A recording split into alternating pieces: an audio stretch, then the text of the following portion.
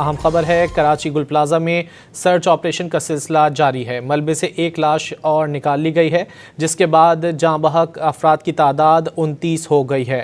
मजीद जानते हैं don news के नुमाइंदे मोहम्मद बिलाल खान से। बिलाल, बताइए, सर्च ऑपरेशन जारी है?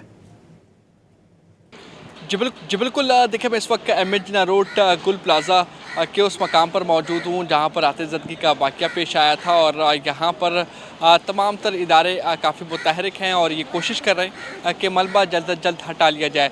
मेरा कैमरामैन आपको दिखाएगा कि ये देख सकते हैं कि यहाँ पर फायर ब्रिगेड की गाड़ियाँ मौजूद हैं, उसके साथ KMC का अमला भी मौजूद है।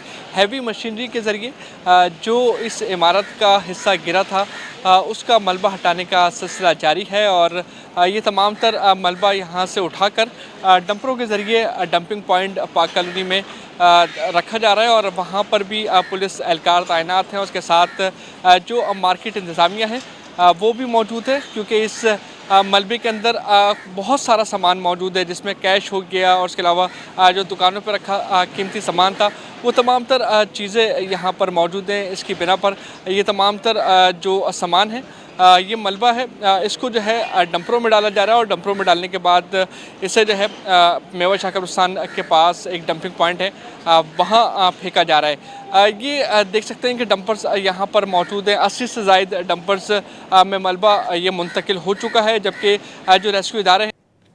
बिलाल, बहुत शुक्रिया इत्तलात के।